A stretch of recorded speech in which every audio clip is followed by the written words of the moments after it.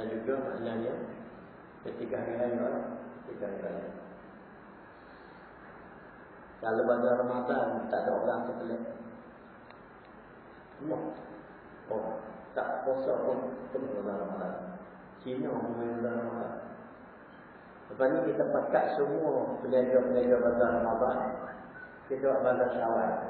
Confirm tak lagi. Sebab ada perjanjian. Ada perjanjian orang yang awal petang lah Syawal ni meriah tak ada. Jadi orang yang berpuasa gembira ketika berbuka. Dan juga hari raya. Penuh manusia kat jalan tol dan sebagainya. Kereta parking kat divider pun tak apa, dia tak sama. Parking mahal yang orang jaga parking rokok tu jadi RM20. Penuh juga manusia. Kemampuan manusia ada pada masa itu. Masing-masing ada duit, boleh membeli. Tiga pasal seorang anak-anak. Raya pertama, raya kedua, raya ketiga. Bukan. Kasut mahal, semua mahal. Mahal pun laku. Kena JST pun laku. Tak kena JST pun laku. Dia tempatnya air raya. Semua pemberian Allah Subhanahu wa ta'ala. Bila dijanji Allah Ta'ala gembira ketika berbuka. Maknanya ketika berbuka puasa dan juga hari raya. Dan telah pun dibuktikan oleh Allah Subhanahu wa ta'ala. Telah pun dibuktikan di dunia ini. Janji satu lagi gembira dari akhirat. Bermakna insya-Allah menjadi nyata. Yang di hadapan mata kita yakin memang jelas. Mana hari akhirat jelas insya-Allah Subhanahu wa ta'ala. Syarat-syarat, prasyarat semua kita ada. Ya ayyuhallazina amanu taqullaha haqqa tuqatih wa la tamutunna illa wa antum muslimun. Wahai orang beriman, bertakwalah kamu dengan sepenuh takwa. Jangan kamu mati melainkan kerana kamu Islam. Tunduk dan patuh kepada Allah Subhanahu wa ta'ala. Maknanya nak mati mesti dalam keadaan Islam. Rukun Islam 5 ya.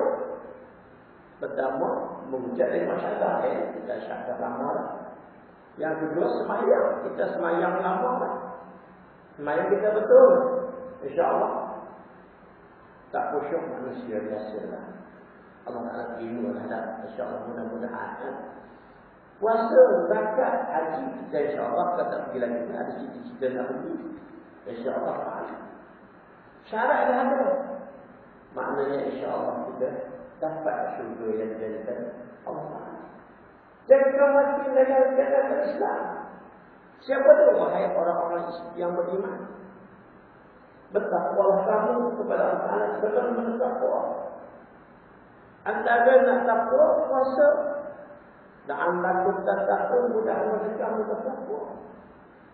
Maknanya insya-Allah janji Allah yang kedua kita dapat kegembiraan hari akhirat akan kita capai. Mudah-mudahan kita yakin Allah Subhanahu wa ta'ala. Cuma tak ada tabik dada sekarang. Ada tuan saya syurga yang belum berapa. Syurga yang lakian. Benda sudah. Itu bukan benda kita.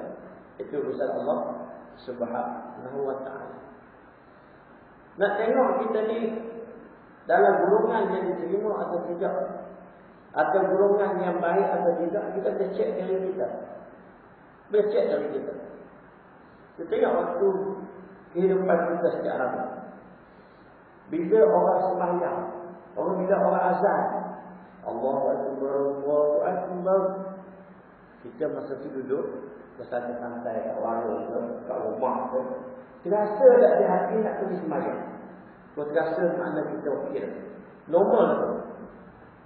Tapi kalau hari-hari, terutama hari Minggu, orang dah azan subuh lama dah. Waktu subuh pun dah habis dah. Bakit subuh pukul 8 pagi. Tiba-tiba pergi sarapan pagi dengan nasi lemak, telur goreng, dengan ayam ketul, dengan teh tarik. Makan kenyang atau enggak. Tetapi kalau dia memang tak tersedar pagi itu, manusia biasalah. Maka perasaan tak lalu nak sarapan. Tak lalu nak sarapan. Bila tegur tak apa nak jawab. Nah, lemah rasa, bersalah rasa. Itu yang lain. Manusia biasa lah ada bangun lambat cepat biasa lah manusia. Ada hari bangun lambat. Ustaz pun sambung juga. Minta maaf kat adik dia tu lah. Maaf lah. Tak dapat gula subuh hari ni. Kenapa? Tak lewat bangun. Ya lah, Ustaz ni baru sejam pada kamu. Jauh. Jauh. Ya. Orang itu malas dapat bangkit pergi lagi. Ustaz ni dah bangkit awal. Malah Ustaz lewat bangkit. Manusia biasa lah. Gitu. Dan manusia yang mana bangkit lambat? Terbangkit lambat. Sebulan sekali dia bukan hari-hari. Ya. Dan terasa bersalah. Makan tak pandang lagi. Dah kita qadha subuh dah. Kata qadha ke-8. Dia tambah dengan solat duha, solat taubat. Cuma itu.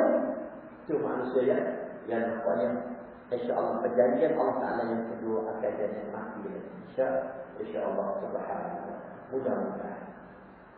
Tetapi kalau dia bangun lewat, dia rasa semacam makan kenyang leluk, tak rasa apa-apa bersalah. Isteri bukan aurat, tak rasa bersalah apa-apa. Dia seronok pula bini dia bertonggik di belakang dia nak motor segala. Betih tak berbalut dengan stoking nak. Bila orang bangga bukan main bini baju lekrak, dia pun saya bukan main dengan rukuk kat tangan puas, tak rasa apa-apa. Elek ya, tak rasa apa-apa, salah apa-apa. Nah, anak-anak pakai lagi bodoh tak larang. Takut-takut perjanjian Allah yang kedua tak tercapai dia. Tak capai dia. Contoh tengok ayat yang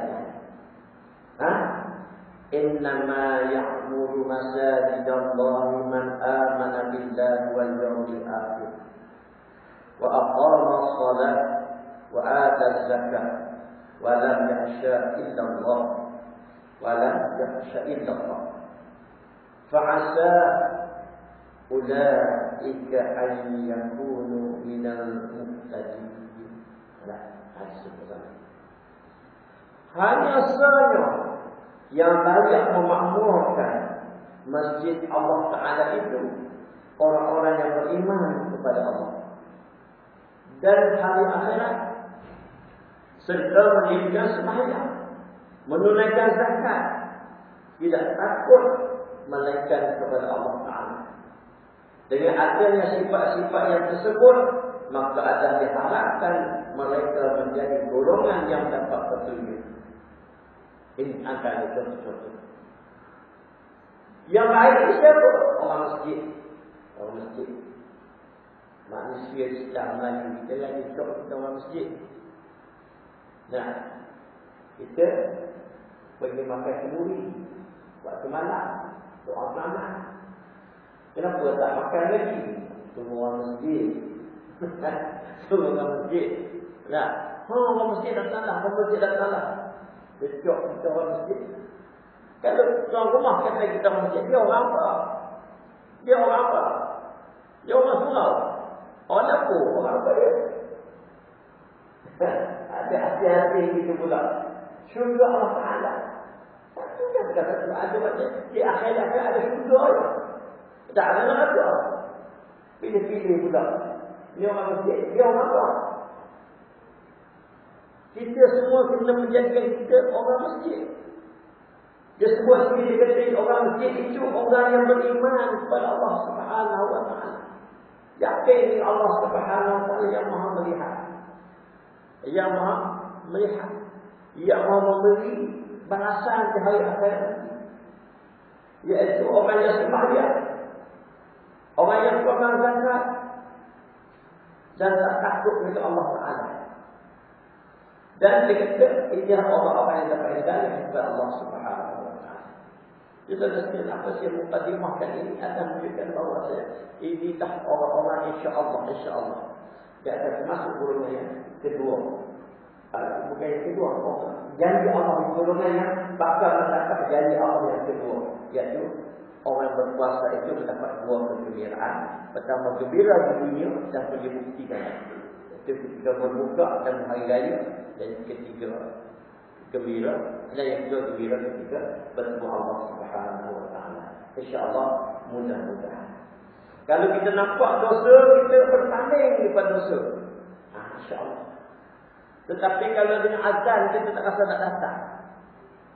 Kita rasa semacam itu, tak rasa salah apa. Tak rasa salah apa. Tak rasa salah apa. Ini berat. Kita bicara ini. Kita suka benda-benda yang nak kesekan. Kita jadi yang ini aja. Ya? Nak minum air, tangan kanan kita minum. InsyaAllah. Kalau tangan kiri minum sambil kiri. Kita takut kita pencalonan kita ditarik balik. Kita tak masuk ciri orang-orang yang mendapat petunjuk. Ciri orang-orang yang memang syurga Allah Subhanahu wa ta'ala. Jumpa sahabat bagi salam. Kadang-kadang orang bagi salam kita tak jawab. Biasa lah. Assalamualaikum. Masya-Allah baik. Tapi kalau bagi salam kita tak jawab. Berat. Berat. Maknanya ini adalah orang-orang yang kita rendah sama aja dia bertemu dengan janji Allah yang kedua atau tidak. Ya. Hidup kita tak aman dah, tak aman. Hidup kita tak aman. Bila kita tanya umur orang tu, umur berapa? 80. Berarti kita dah. Kita berapa sekarang? 60, 50, 40. Tak lama pun. 40 tahun, kata umur kita 40 tahun, 50 tahun. 50 tahun yang kita lalui itu, apa sangat tempat yang isi? Apa sangat tempat yang isi? Apa Quran umur judul dah? Dia zaman masa saya dapat Quran 40 lah. Quran 10 judul. Dan sama 40 surah Ustaz. 40 surah. Alhamdulillah dapat 40 surah Ustaz. Al-Asr ini, Qul-Allah, Qul-Ya. Satu surah dapat 40 surah. Bagus tak tu? Tak. Pun bagus. Alhamdulillah. Baik, itu mukadimah kita. Nak cerita bahawasanya jangan kita biarkan kejayaan kita yang berada di amal syurga Allah Subhanahu wa ta'ala. Allah buka kepada kita pergi syurga dan arah yang ditutup balik takut-takut ini. Nah, kita digalakkan baca Quran di bulan Ramadan. Tazkirah di mana tempat berada menyatakan tentang kelebihan Ramadan. Kelebihan baca Quran. Kita suruh baca Quran. Tinggal Quran balik. Tunggu sebulan-bulan lagi baca Quran pula. Segagak-gagak dalam masa dalam tak. Tidak apa, sebulan-bulan tak baca Quran. Kita tak nak gitu. Sebulan punya kursus, kita buang begitu saja. Orang kursus bukan lama sebenarnya. Kursus komputer, seminggu pandai. Tak ajar dah. Bila nak kursus pula tak tahu. Ada pisian baru tu baru nak kursus pula lah. Tak kursus hari-hari. Kursus kat Langkawi, pernah kerja kerajaan ke swasta. Kursus kat Langkawi, jauh ada 3 hari je. Nah, saya minggu depan tak apa, 3 hari je. Sekarang hari pula, bukan banyak hari itu. Cukup dah untuk kita gunakan apa kita dapat tu sampai. Bila-bila? Ini kursus bulan Ramadan. Sebulan. Bukan sekadar kursus mendengar apa yang diajarkan. Dipaksakan kepada kita, jangan makan, jangan minum. Tapi kalau duduk menjadi sebagaimana orang-orang yang tidak bertakwa beriman, wogi khususnya. Wogi sama wogi dah. Kalau askar khususnya berkawat hari berkawat sampai habis seret tu dan tiba-tiba dah habis khusus jalan lenggar macam maklimah dah. macam anak jalan itik gembu-gembu. Mana dia tak belajar berkawat dah tu. Ini berat. Baik tuan-tuan sekalian. Cukup mukadimah. Bismillahirrahmanirrahim. Saya akan bacakan satu surah. Bukan satu surah, 3 ayat daripada surah Al-Imran. Iaitu ayat 144, 145, 146. Iaitu ayat diturunkan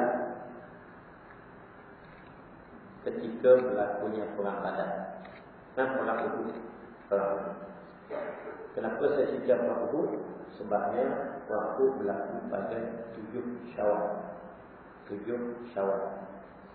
Nabi dia nanti menjadi Rasul pada 17 Ramadan. Nuzul Quran 17 Ramadan. Iqra' tu turunkan pada 17 Ramadan. Nuzul Quran itu itulah tarikh Nabi nanti jadi Rasul. Nabi dipeluk dekat Jibril di gua Hira. Bila umur Nabi 53 tahun, Nabi berhijrah daripada Mekah ke Madinah. Umur Nabi 55 tahun, 2 tahun berada di Madinah, Nabi diuji dengan peperangan yang pertama, iaitu peperangan Badar. Peperangan Badar berlaku 17 Ramadan. Genak-genak Nabi dilantik jadi Rasul 50 selama 15 tahun. Nabi jadi Rasul umur 40. Sekarang Nabi berpindah ke Madinah umur 53. 2 tahun lepas itu umur Nabi 55 berlaku peperangan Badar 17 Ramadan. Oleh kerana tentera Quraisy kalah dan ramai yang mati, termasuk orang yang nak sangat perang, nama dia Abu Jahal pun folio juga mati dah, nak sangat perang. Orang tak nak perang, dia nak perang. Dia hantar tentera daripada Mekah datang berperang di Madinah. Di kawasan Badar. Dia mati. Oleh kerana Abu Sufyan dan geng-geng dia nampak perkara yang tak boleh diam begitu saja. Tenang kesunat mula membangun yang mereka setahun lepas pada itu. Umur Nabi 56 tahun, iaitu ketika tarikh dia 7 Syawal. Maka serang balik. Mereka ajak berperang semula sebab kalah kemarin. Tenang kesunat mereka bagi membangun. Berlaku peperangan kali ini, kali dulu di Bukit Badar, sekarang ini di Bukit Uhud, di sekitar Bukit Uhud. Baik. Dalam peperangan ini berbeza dengan peperangan yang terdahulu. Mereka awalnya sama. Bilangannya pun hampir sama di segi rasio dia. Peperangan Badar, orang Islam 313 orang. Syahid dengan 67 atau 70 orang. Tinggal lagi 200 lebih. Dan orang-orang kafir pula 1000 orang. 70 orang mati orang kafir. 70 orang dapat ditawan. 70 orang dapat ditawan. Ketika peperangan Uhud, rasio dia sama. Orang Islam asalnya 1000. Orang kafir 3000. Tetapi daripada 1000 orang Islam, 300 telah diculik oleh orang munafik nama dia Abdullah bin Ubay. Kita dalam buat kerja-kerja Islam, hati-hati dengan orang-orang munafik. Dengan lisan-lisan mereka berjaya menarik orang Islam supaya berpatah balik jadi orang yang ragu-ragu tentang perjuangan Islam yang dibawa oleh Nabi Muhammad SAW. Kita sekali berwasaklah. WhatsApp wajib baca juga, penyimpan juga. Lihat dia macam 30 orang, 300 orang tadi dah. Tinggallah 700 orang berpegang dengan 3000 orang. Nabi SAW atas kebijaksanaan Nabi telah membahagikan pejuang Islam dalam beberapa kumpulan yang berada sebahagian di sebelah kanan, sebahagian di sebelah kiri. Dan 50 orang pakar-pakar pemanah. Nabi kata kamu berada di bukit ini, di bukit Al-Rumah, nama Jabal Rumah. Kamu sudah berada di Jabal Rumah ini, sama ada kamu menang ataupun kamu syahid. Sama ada menang atau kalah, mesti berada di bukit Al-Rumah ini. Cantik susunan yang diatur oleh Nabi Muhammad SAW. Maka apabila tiba masa peperangan, maka yang di bawah berlawan, yang kanan, kiri, lawan dengan musuh-musuh Allah Subhanahu wa taala. Dan di atas bukit, ahli-ahli pakar-pakar memanah seorang demi seorang, tentera Quraisy mati. Tewas, berkelimpanganlah yang mati. Ada mati kerana pedang-pedang sahabat-sahabat di bawah, dan ada yang mati kerana panah-panah yang datang daripada atas bukit Al-Rumah tadi. Dan apabila mereka merasakan kejayaan telah berada di tangan mereka, perjuangan yang begitu hebat, semangat yang begitu kental, semangat fizikal begitu hebat, dapat ditewaskan dengan madiah, dengan kebenaran. Dapat ditewaskan dengan kebenaran. Dapat ditewaskan dengan kebenaran. Bukan ada apa benda sangat pun. Tuan-tuan ghanimah dalam peperangan Uhud, bukan ada apa sangat pun. Barang-barang bekalan gitu je. Alat-alat perang tak. Bukan banyak barang pun. Mungkin benda-benda di atas akak unta, di atas akak kuda, dengan gajah dan seumpamanya. Tapi banyak-banyak sangat. Bukan tak besar kereta. Bonek kereta kancil pun. Tetapi dia kerana mati, kerana kebenaran, mereka meninggalkan atau mereka memberanikan diri untuk pergi mengambil barang-barang yang ditinggalkan oleh musuh-musuh Allah Subhanahu Wa Taala. Musuh-musuh Islam lari, mereka kerana lari. Yang kalah-kalah, yang lari pun lari. Yang akan mungkin kata takkan nak tengok saja. Takkan kita nak tengok saja. Mana boleh jadi macam ni? Mana boleh macam ni? Kami pun tak juga. Mereka turun. Ada yang ingat pesan Nabi. Ada yang pesan Nabi menang atau kalah. Jangan tinggalkan bukit ini. Jangan tinggal. Tetapi yang semangat kental tu hanya ada kata 3-4 orang. Ada kata 14 orang. 14 orang ni buat apa dah? Datang Khalid Al-Walid yang cukup bijak sendiri berperang, sangat musuh. Datang daripada belakang, habis kanak orang tahu kita. Habis syahid. Dan serangan datang semula daripada Allah berbagai Allah. Dan Putra Khalid dan dia mengambil tempat memanah kepada Allah. Sahabat-sahabat ada yang mati, yang syahid kerana menjadi benteng kepada Nabi Muhammad SAW. Habis belakang-belakang mereka ditutup di pedang oleh kaum Quraisy. Ada yang mati. Antara yang mati ialah Hamzah. Hamzah syahid. Nabi menyebut Hamzah adalah Sayyid Syuhud, penghulu segala syuhada, kata Nabi Muhammad kepada Hamzah. Hamzah dibedah dada dia. Dia ambil hati dia oleh Hindun. Dimamah oleh Hindun. Tak lepas telan buang balik. Jahat. Siapa yang bersalah? Orang Islam bertanya sama sendiri. Kenapa jadi begini? Kenapa jadi begini? Bukankah kita bersama Rasulullah SAW berperang menentang agama Allah Subhanahu Wa Taala? Di mana bantuan Allah? Kenapa kita jadi begini? Jawapannya daripada diri-diri kamu sendiri. Kerana tidak wala kepada arahan itu. Akal berkata boleh ambil, tidak ada masalah. Akal kata boleh ambil, boleh tinggalkan bukit tersebut. Akal tak sama dengan kepatuhan kepimpinan. Akal kata boleh ambil, tidak masalah. Boleh, nanti kita beritahulah dekat Muhammad. Nah, apa salahnya? Salahnya ialah tidak itu arahan. Jangan tinggalkan bukit sama kamu menang atau kamu kalah. Baik. Balik pada ayat kita baca. Maka itulah ayat Quran 144. Wa ma Muhammadun illa rasul qad khalat min qablihi rusul.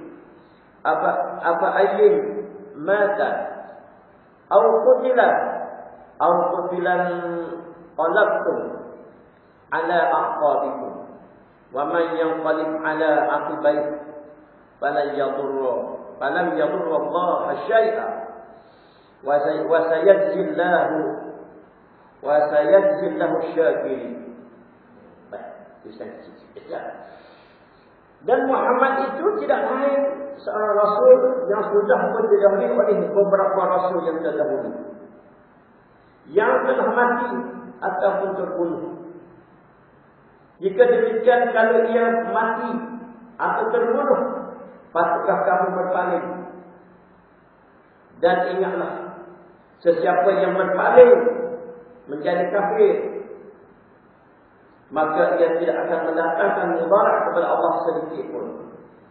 Dan sebaliknya Allah memberi balasan pahala kepada orang-orang syukur akan nikmat Islam yang diberikan oleh Allah kepada mereka. Ayat ini menceritakan bahawasanya Nabi Muhammad tidak bukan seorang rasul. Dia manusia bagi manusia lain sahaja. Serupa dia manusia lain. Manusia ni mati, Nabi pun mati. Manusia ni mungkin terbunuh, Nabi pun mungkin terbunuh. Bahkan Nabi-Nabi terdahulu ramai ada syahid. Ada Nabi Zakaria syahid, Nabi Yahya syahid.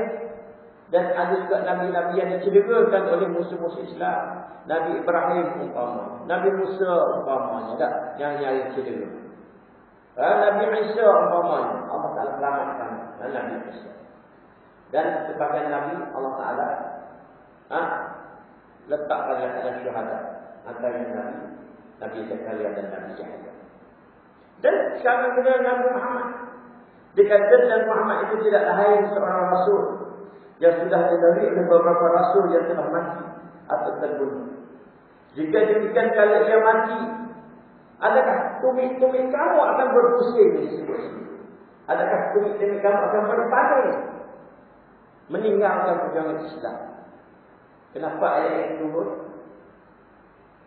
Kerana dalam keadaan puncak kaca dalam peperangan tadi, ada pula kabar-kabar angin daripada orang-orang yang Yahudi. Daripada orang Yahudi. Orang-orang Yahudi membuat berita fitnah. Kata Muhammad dah mati.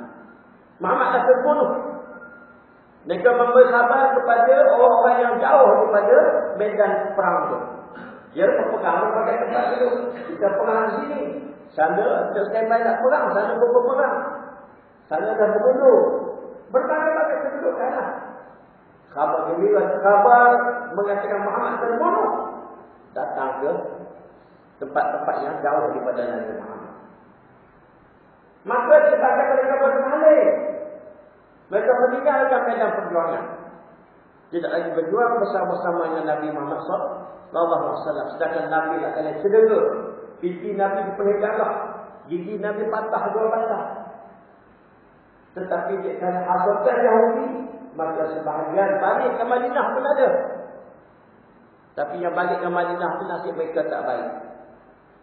Bertemu dengan muslimat-muslimat di sana. Ialah muslimin pergi perang, muslimat mesti duduk dalam keadaan yang bertanya-tanya. Dalam keadaan yang ramai. Ibu-ibu dan juga muslimat-muslimat, alimah-alimah mereka. Nah, kalau kita alimah atau muslimat, nah, dan. Apabila mereka melihat tentera Islam dah balik, mereka bertanya, apa khabar Uhud? Bagaimana Uhud? Apa telah jadi di Uhud? Sahabat yang balik berkata, Muhammad dah mati. Bila mendengar yang demikian, maka muslimat mengangkat suara. Kalau Muhammad telah mati, telah syahid, kenapa kamu balik? Pergi kamu syahid bersama Muhammad. Ini kekuatan muslimat. Kita kena latih bini kita kuat. Nah, nak tunjuk kita masih subuh raya. Kita kan kuat sangat. Kita pun ada hari kita sakit pinggang. Ada hari kita jaga malam. Nah, ada hari kita banyak video, ada komputer dan lain-lain tak. Kalau bini tak tunjuk, kita paksa dia tunjuk kita tak. Tentu bahawa nama sama-sama nak hidup semati tak. Kalau tidak, hidup, lagi mati. Tak boleh itu dah. Kita nak hidup semati dengan bini kita dah. Dia dah sama-sama bangkit dah. Sama kita bertahajud dan seumpama dah. Itu kita tak. Ini kekuatan muslimat. Kekuatan muslimat. Kita tengok di mana-mana sahaja. Dalam kita bagi apa-apa saja problem. Kalau tak ada muslimat tak kuat memang.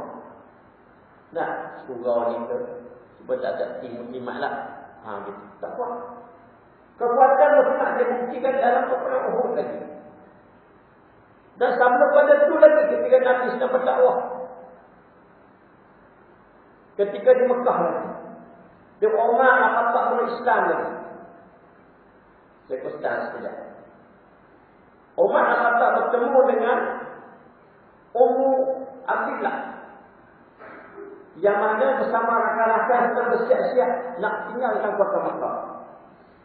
Umar berislam. Wahai Ummu Abdillah, kamu nak ke mana? Ummu Abdillah itu tegas dengan berani. Kami nak tinggalkan kota Mekah. Kami nak pergi ke Habsyah. Kami tidak suka orang seperti kamu. Kami benci kepada orang kafir yang mengganggu kami untuk kami beriman kepada Allah Subhanahu wa taala. Itu hebat beriman. Hebat. Kekuatan Muslim ada. Pada masa dakwah Nabi masih lagi di peringkat awal. Tapi muslimat pun berjaya bangkit. Umar kata pun, Umar memang seorang yang beris. Tetapi kadang-kadang dan ada tentu dia cukup fakta dia. Umar ada iman. Umar menyebut semoga Allah bersama perjalanan kami. Umar kafir kenapa sebut semoga Allah pula? Kafir Mekah, kafir musyrikin. Kafir musyrikin, kafir syirik. Allah telah mereka. Dan masa sama mereka juga mengakibatkan penlata dan uzur. Nah, percaya pada nasib dan lain-lain itu namanya musyrikin. Orang yang syirik. Umar menyebut semoga Allah bersama perjalanan kami. Saya tidak dapat ketegasan Ummu Abdillah dan rakyat. Sekarang ini muslimat Madinah pula. Kalau Muhammad mati, pergi ke Rasulullah bersama Muhammad.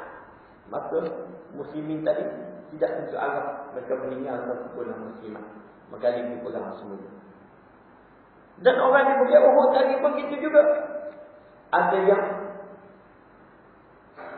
mata mereka telah melihat mati kebendaan. Tetapi ada 14 orang masih berpertahankan kata-kata Nabi SAW, jangan tinggalkan. Kita mereka syahid. Di kalangan sahabat ada juga yang suka berjuang bermati-matian. Dan alhamdulillah diizinkan oleh Allah Subhanahu wa taala. Kebijaksanaan Nabi sempat mengatur strategi perang tersebut. Tapi sambil berundur. Sambil berundur. Sambil berlama sambil berundur. Dan kumpulan Abu Sufyan telah mengisytiharkan mereka menang dan mereka tak kejar. Mereka tidak mengejar. Ada mengatakan bahawasanya mereka melihat tentera Islam masih kuat. Jadi mereka tidak mahu terus berperang. Maknanya peperangan dapat diberhentikan dalam masa yang singkat. Tidak ramai lagi syahid. Dulu peperangan Badar dapat tawan 70 orang musyrik. 70 orang dapat dibunuh. Orang Islam dapat dibunuh. Orang Islam yang syahid dengan 67 orang atau 70 orang. Maksudnya segi kematian dulu teruk. Di segi tawanan kita dapat tawanan, mereka tak dapat tawanan. Sekarang ni kita tak dapat tawanan. Bahkan kita pula cedera parah seramai 70 orang cedera parah. Beratus orang cedera. Termasuk Nabi Muhammad, termasuk orang yang mengalami kecederaan. 70 orang terbunuh. Tuan-tuan yang sekalian, kita baca ayat seterusnya. Wa ma kana li nafsin an tamut illa bi iznillah. Kitaban muajjala. Wa man yurid thawab ad-dunya nu'tihi minha. Wa man yurid thawab al-akhirah nu'tihi minha. Wa sanajzi asy-syakirin. Wa sanajzi asy-syakirin. Dan tiap makhluk yang menyawa tidak akan mati melainkan dengan izin Allah Subhanahu wa taala. Iaitu satu ketetapan yang tertentu masanya oleh Allah Subhanahu wa taala. Dengan yang demikian sesiapa yang memiliki balasan dunia, kami berikan bahagiannya dari balasan dunia. Dan pada siapa yang memiliki balasan akhirat, kami berikan kepadanya balasan akhirat itu. Dan kami pula akan beri balasan pahala kepada orang yang bersyukur dengan Islam yang Allah Taala berikan kepada mereka. Ayat 146. Wa ka'ayyam min nabiy qatala ma'ahu ribbiyun katsir. Wa ka'ayyam min nabiyyin qatala ma'ahu ribbiyun katsir. Fama rahanu lima asabahum fi sabilillah. Wama dha'afu wa mastakanu wallahu yuhibbus sabirin.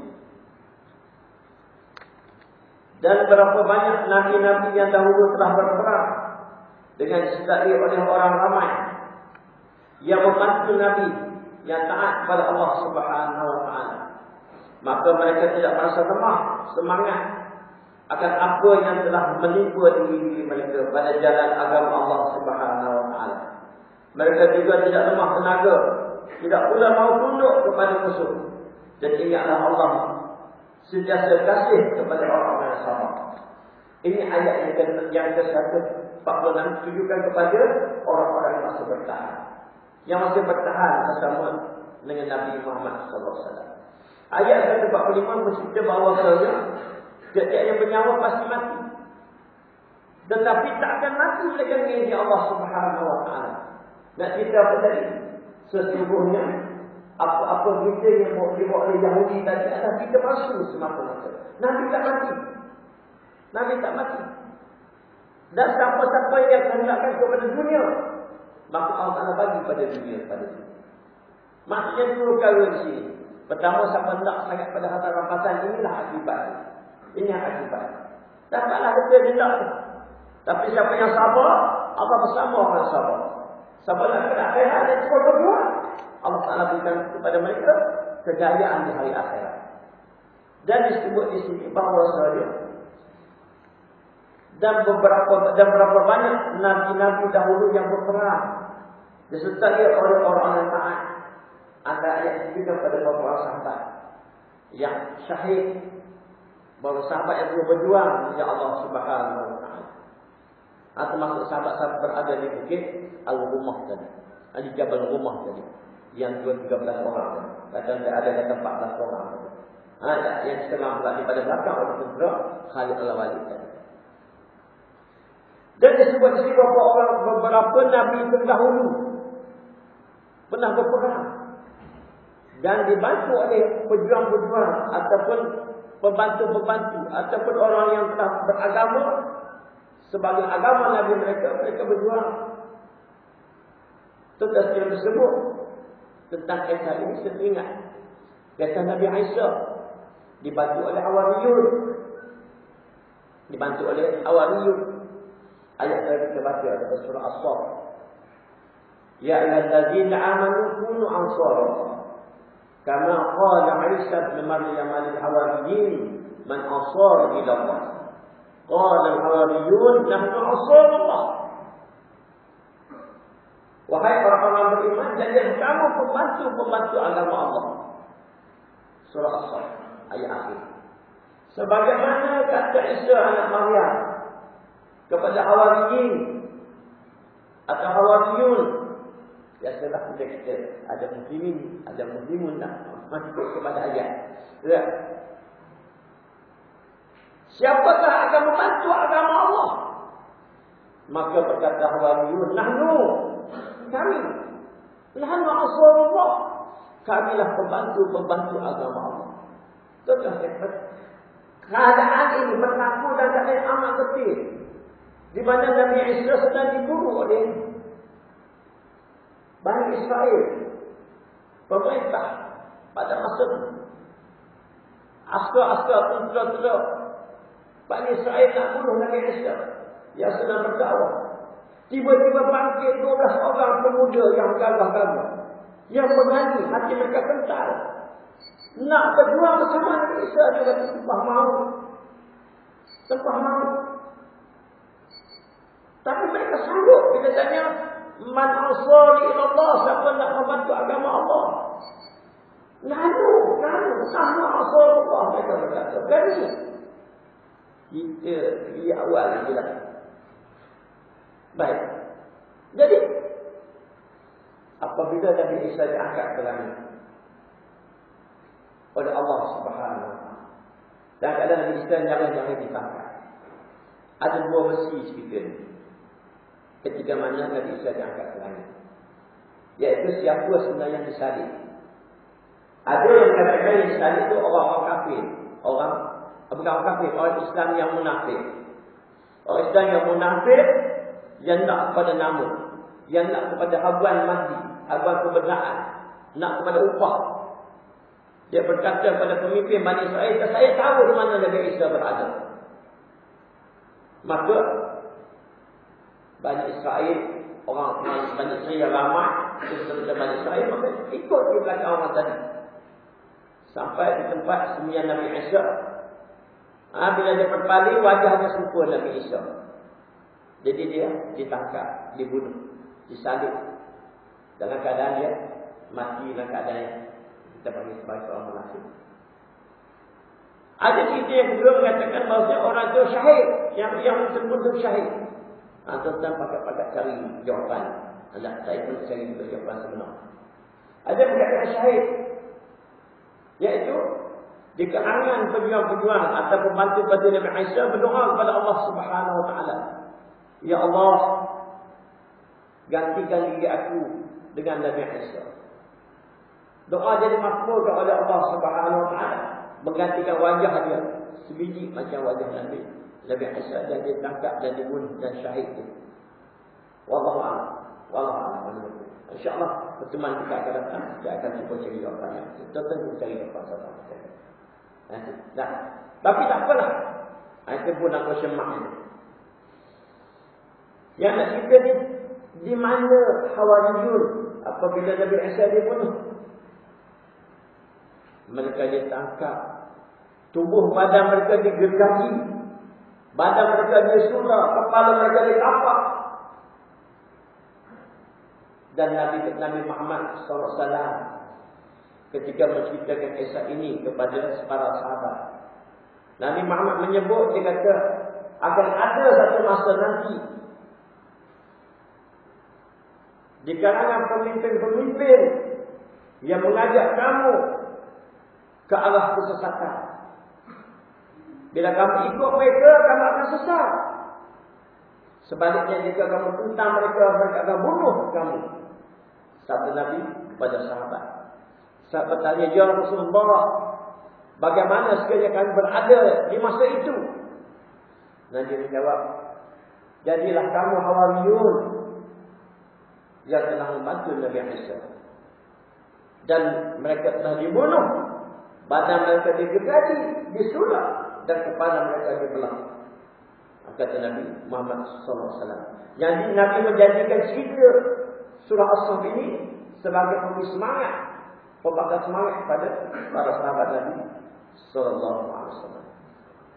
Dan sekilas kita isyar masuk, kita buat kesimpulan. Nah, kisah ini, kisah Hawariyun, kisah para sahabat, kisah yang meliput macam mana orang berpaling tadi. Dia sebut sini, dia kata, jika sekiranya Muhammad mati, janganlah kamu berpaling tumit-tumit kamu. Kenapa disebut begitu? Sebab ada yang berpaling, ada meninggalkan perjuangan.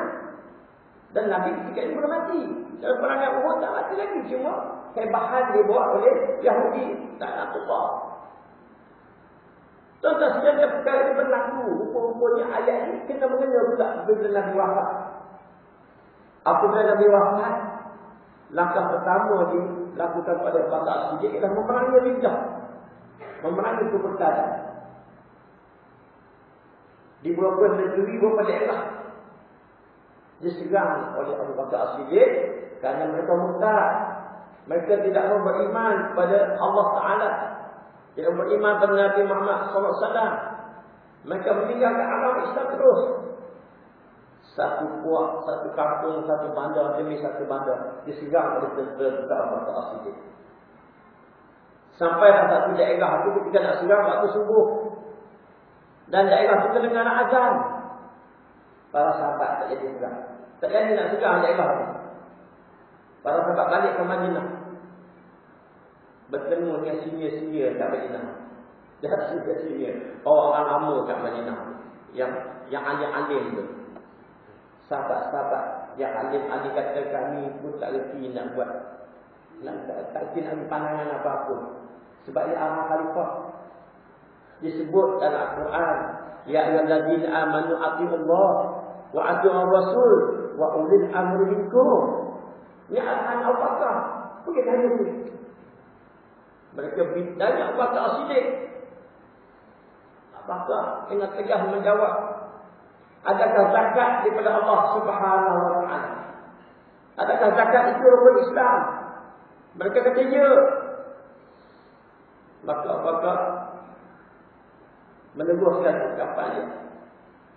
Dia kata, jika sekiranya Islam dicela ataupun Islam diterjun atau Islam ditolak, walaupun nilainya seudah saja untuk apakah sedang mereka kata Abu Bakar Siddiq, tegas Abu Bakar Siddiq. Maka sahabat-sahabat yang bertanya dan tim dia yang nak menyerang pemerintah tadi terus berpaling dan pergi menyerang orang yang tidak mau melakukan zakat. Jadi kesimpulan saya buat apa? Kita sekarang di mana? Bolehkah kita tegas? Bolehkah kita tegas? Kita nak jadi tegas ada syaratnya. Bolehkah jadi pemimpin yang tegas? Pun ada syaratnya.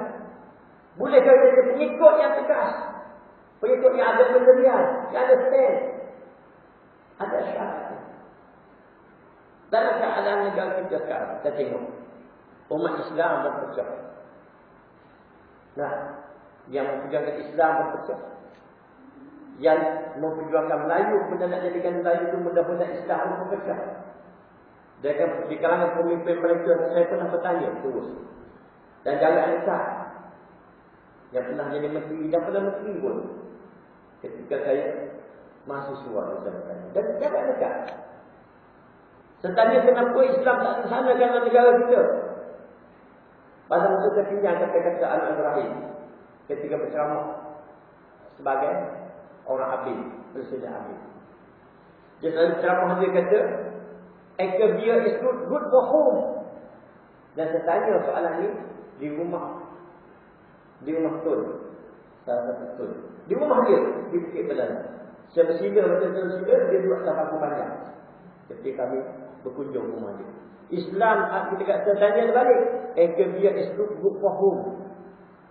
Jadi tak orang kanan dia. Yang pernah jadi Bukit Sekedar.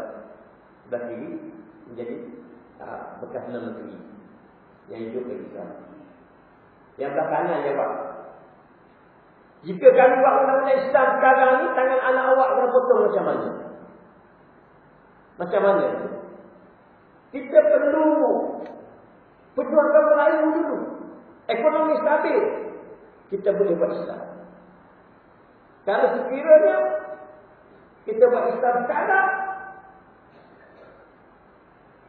bangsa Asia akan bangkit, mereka bersatu, masa itu semua hancur.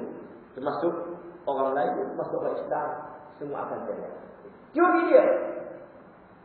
Sama pada masa-masa yang lain, saya bertanya juga. Tuan pernah sebut, jika sekiranya buat Islam dahulu, orang kafir akan masuk. Soalannya sekarang nak tanya, adakah orang Islam masuk ke naik kelas? Adakah orang Islam masuk naik kelas? Minum agak? Ada lah, dia tanya. Tidak ada orang Islam. Ada lah. Kesian tak orang tu? Kesian tak? Tidakkah boleh kita kata, fikirkan tentang satu perkara, satu cara yang boleh menyelamatkan umat Islam dalam negara kita. Baik, nak cerita apa tadi? Kumpulan-kumpulan orang-orang yang berada dalam negeri kita, berbagai-bagai kumpulan. Dan kumpulan itu sekarang pecah lagi. Nah, pecah lagi. Sekejap kita baca soal apa tadi. Nah, sekarang kita tak tanya kita di mana. Saya tidak mau memaksa tuan-tuan di mana. Itu hak masing-masing berfikir. Berbincang dengan isteri, bincang dengan sahabat-sahabat secara ikhlas. Sedang rujuk kepada pelajaran kita pada malam. Dan jadi orang yang disebut di sini berjuang bersama Rasulullah SAW, mempentingkan diri mereka, biar diri mereka dipanah, ditombak, dilebih dan seumpamanya, asalkan dapat selamatkan Nabi Muhammad SAW. Ada yang sungguh berada di bukit, disebut sebagai Jabal Rumah tadi. Dan mereka diserang terbakar oleh Khalid Al-Walid. Ada juga yang berjuang sebagai perjuangan yang disebut oleh kisah ini, kisah Nabi Sallallahu bisa sebut lagi Hawari ini. Dan antara pelapis ketika oleh Nabi Muhammad SAW, Abu Bakar As-Siddiq. Dia kata, walaupun nilai Islam seutuh kali untuk akan perangi jika mereka memerangi, jika mereka menentangnya. Apa saya cerita di sini? Tuan-tuan yang saya kasih sekalian. Nilaian diri kita. Janganlah kita letak kepada WhatsApp. Janganlah letak pada akal yang cetek. Janganlah kita letak pada pandangan-pandangan umum. Kita tak nak pandangan umum. Hantar dah ni. Kalau nak makan nasi, makan tangan kanan, hantar dapat pahala. Nak pandangan itu? Tak nak dia. Nabi Muhammad menyebut, makan dengan tangan kanan. Ya, kita nak. Ada hujah dia. Ada hujah dia. Saya nak itu. Kalau saya makan tengah-tengah, makan berjalan. Tak baik. Dia pun tak baik dia. Orang alim kata, itu pakai motivasi pula. Orang pakai motivasi dia, orang alim kata dah. Bila orang alim kata, itu ayat mana dia ambil tahu, petikan dari kitab mana tak tahu. Tak. Jadi nak ada situasi sekarang ni, kita tak nak begitu. Nak tanya, pertama nak jadi Abu Bakar Siddiq. Nak jadi Abu Bakar Siddiq. Pengikut setia Nabi Muhammad SAW. Nabi Umar Al-Khattab setia kepada Nabi Muhammad SAW. Sampai kesetujuan pasca berlalu. Tapi tuan-tuan yang insyaAllah, saya sampai lambat di rumah dengan tuan-tuan insyaAllah. Itu janji saya. Saya akan sampai lambat. Lagi tuan-tuan tak rumah, saya tak sampai rumah. Jadi, nak cerita dah. Abu Bakar siapa Abu Bakar? Siapa Abu Bakar? Berbagai kisah Abu Bakar dengan Nabi Muhammad SAW. Menutup lubang dalam gua sud. Tangan dia dipatuk, binatang buah binatang bisa. Ditis air mata dia. Dia tak boleh tahu pun pada Nabi Muhammad. Tangan tu kena patuk. Sudah jatuh sekejap. Tak kata begitu. Dia sayang kepada Nabi Muhammad. Boleh kita sampai dekat tu? Boleh. Tak mampu kita. Banyak kisah lagi. Banyak kisah lagi siapa Abu Bakar Siddiq. Dia pendekkan cerita, dipendekkan 4 kali, dipendekkan sampai sekali lagi. Ketika Nabi Muhammad, apabila Abu Bakar Siddiq nak jadi khatib, menjadi khatib khutbah, Abu Bakar Siddiq naik 2 tangga. 2 tangga khutbah, dia ada 3 tangga di tempat mimbar tu. Abu Bakar naik 2 tangga dia. Wahai Abu Bakar, kenapa tak naik sampai habis 3 tangga? Taraf aku bukan taraf Muhammad. Siapa Muhammad? Kalau nak diulas bagi yang berada dalam hati Abu Bakar, iaitu Muhammad orang yang hebat. Orang tahajud tak tinggal. Orang sembahyang yang khusyuk. Orang kuat berzikir. Orang tak tinggal solat sunat. Orang tak tinggal puasa sunat. Orang cakap yang benar. Barangkali itu yang berada dalam hati Abu Bakar. Sampai Abu Bakar Siddiq telah meninggal dunia, diganti oleh Umar. Umar ni atas tangga dia. Umar itu tangga dia. Taraf itu tak sama dengan taraf Abu Bakar Siddiq. Maknanya apa? Bukan taraf dunia. Bukan saya kapten, dia manager. Bukan itu. Itu taraf asal. Bukan. Dia sebab-sebab, sebab kecil. Bukan taraf itu. Taraf ketakwaan di kira. Nampak tak? Sekarang kita jadikan, dudukkan kita dalam orang bertakwa itu dan kemudian kita buat keputusan. Aku nak ada di mana? Aku nak ada di mana? Aku nak berada di mana situasi negara kita sekarang? Aku tak boleh, tak setuju kalau saya tak kisah mana-mana bos tak betul itu nalikan. Saya seperti tak betul itu. Nah, hobi kita gitu. Orang masjid itu hobi. Orang masjid, orang surau dah. Baik. Hobi kita selain itu mesti berdasarkan kepada imanan, ketakwaan kepada Allah Subhanahu wa taala dan kemudian terletak diri kita di mana. Jangan ikut orang. Ikut kepada penilaian kita setelah kita menjadi orang hebat. Malam ni bangun tahajud, berdoa, ya Allah tunjukkan aku di mana saya berada. Ada orang bertanya pada saya, seorang muslimah bertanya pada saya, kenapa jadi perpecahan? Saya kata, sebahagian mereka tidak komited dengan solat berjemaah. Saya kata, mereka tak tahu. Dia cuba bayar. Dia cuba bayar. Betul. Begini, begini. Jawapan masih jawapan. Karena dia umum dia, kenapa orang tu jadi gitu? Tak komited solat jemaah. Dia pergi semayang. Mungkin ada pagi-pagi dia ada sepuluh dia.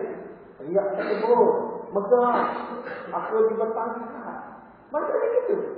Riak tak tebur penyakit. Dia sebut satu hadis Nabi, dia kata, cukuplah perasakan itu. Cukuplah perasakan itu. Jika sekiranya ramai orang meninggali kepada kamu, kamu orang yang masyhur. Hantu tu siapa tu? Tu. Orang tu. Itu juga merupakan satu kerosakan. Betul dia kata aku riak lagi. Dia rasa seronok orang nanti dia. Seronok orang dia. Seronok orang ini. Dan bila dia kecewa, dia keras. Maka dia kata kecewaan yang amat sangat. Macam mana dia balik al-wahid? Jauh. Kata, itu dah sekadar pertimbangan kita mestilah pertimbangan berdasarkan sejauh mana kita telah melaksanakan tugas kita. Macam saya sebut tadi, antara tewas dengan apa? Tak salat jemaah. Kita datang salat jemaah tengok seminggu, baru kita buat jawatan. Baru kita bersembang seminggu. Kita biasakan salat sambung masuk sambung subuh. Salat subuh, salat Tahiyyah subuh. Sebab bumi ini pahala. Boleh berdoa kepada Allah Taala. Solat zuhur, solat Tahiyyah zuhur, ketika orang azan zuhur dan selepas azan zuhur tu langit terbuka luas. Boleh doa kita diangkat oleh Allah Taala. Berdoa kepada Allah. Doa kita kepada Allah Subhanahu. Kedua rumah bersila. Masuk rumah assalamualaikum. Begitu cara hidup Islam. Letakkan dari kita dulu, baru kita beribadah. InsyaAllah Subhanahu. Saya tidak mau ajak sebagai apa terpisah di pikiran saya. Itu hak masing-masing. Asalkan berdasarkan kepada unsur yang satu, iaitu ketakwaan kepada Allah Subhanahu wa taala. Saya cukupkan saja saya sampaikan pada malam ini akibat kepada peperangan Uhud. InsyaAllah Subhanahu wa taala jadi pada masa yang akan datang. Takut saja nanti selanjutnya ini jadi nama saya tidak. Dia terlajak. Terlajak sebenarnya dia jadi nama dia tak datang dah. Nak muncul kenal nama orang kampung saya dia seorang dulu langsung tak kenal terus. Jadi minta maaf. Kata bahasa saya perasaan dan lain-lain. Raya juga dia lagi. Maaf dari kita. Bismillahirrahmanirrahim. Alhamdulillah. Wassalatu wassalamu ala rasulillah.